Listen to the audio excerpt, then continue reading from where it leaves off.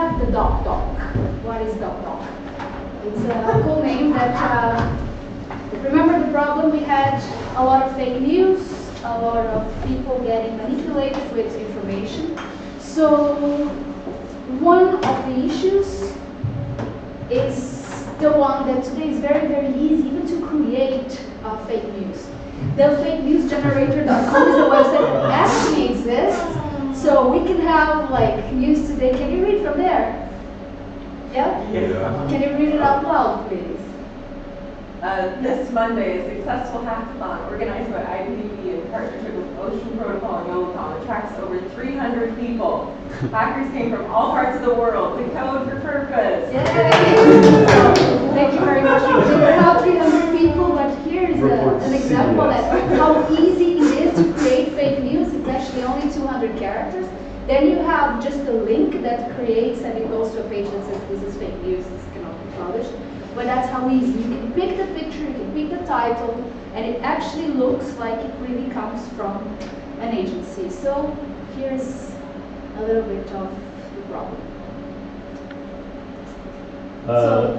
Yeah, and there's a lot of different nuts and bolts to the way that fake news can impersonate real news or game algorithms. And part of the solution might be mitigated by some kind of just basic infrastructure of ownership and publication validation, neutral, agnostic, beyond the hosting site. So we just sort of protocoled a basic system whereby publications would register pieces of publication by author, publisher, and time, nothing else. Authorship is the key word. Who wrote it first? Yeah. So. So yeah, the author would have a Jolocom identity that would be registered to everything that they publish. A newspaper or another publishing organization would certify that they're all them. And every time they publish something, they would just put permalink and a hashed digest of the unformatted RSS version of the final article in a blockchain database, right? Some kind of public blockchain record of this publication moment. All other sort of later things about reputation management would be built on top of this basic, neutral, low overhead infrastructure. As a journalist, you're trying to find the origin of the information, the first news. So you can go one more slide. That's also, does it guarantee that a wine, denominación de origine contrôlée, does it guarantee that the wine is actually good? It guarantees that it's from that region, from that producer, under that standards. But nobody can guarantee that every champagne is going to be amazing, but if it says champagne, it's from the region of Champagne. So the idea of DOC is authorship, is being able to trace who wrote it first, who created the content for the first time. Yep, so here's how. Short diagram. So we had not too much time to think on it. So what I have to say first, we started today with it. So here's one solution architecture. In the beginning, you always have where I start before I code to write down some ideas from the beginning to the end. No worries, it gets more complex. So here we go. Number one, imagine you are logged in. I'm a reporter at the New York Times. So you log in the back end. I write my nice article. And then I go like, hey, I want to save it and really prove this article is written by me for the New York Times on that day.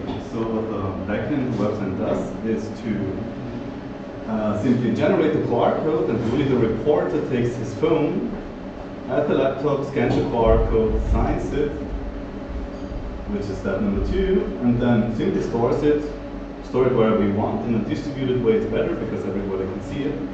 I'm not going to go into details, but for the nerds here, you can go for the sign, article digest, which is a double sign from the New York Times. You can actually map it to the co-sign article digest, and then also a transaction at the Times. So Somebody wants more details here?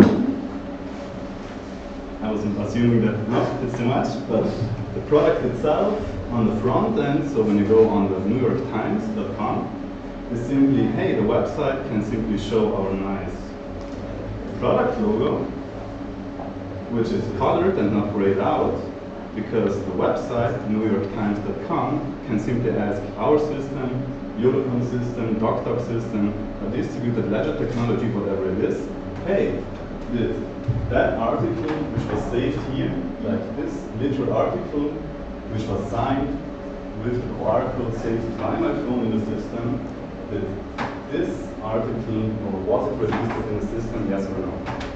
I lost myself a little bit, but it's a possibility to have a website, whoever it is, simply ask, hey, this article, yes or no, was it written by me or not, yes or no, and that's it. It's quite simple. The nice thing is steps 1 and 2, we'll come to it, back to it later. It's documented, it's verified.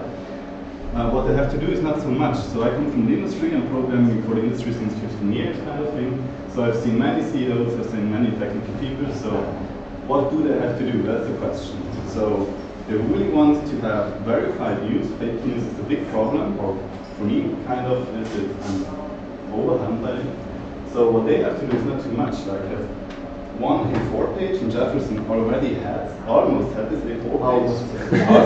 Almost. So the step 1 and 3, which is the New York Times has to do, or my personal blog, or website it is, 1 page A4, integrated barcode thing in the back end. That's 1 page, it's not too much. They can optionally also provide some more, hey, it's us thing.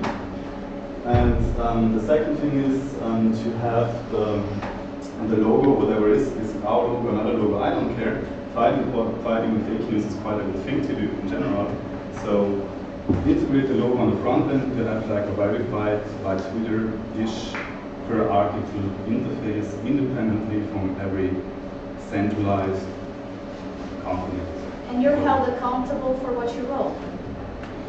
And that's the next step. Like we didn't discuss too much about financing for this idea, but one step would be to have maybe a wallet connected to it, because you really can prove it's me and it's article.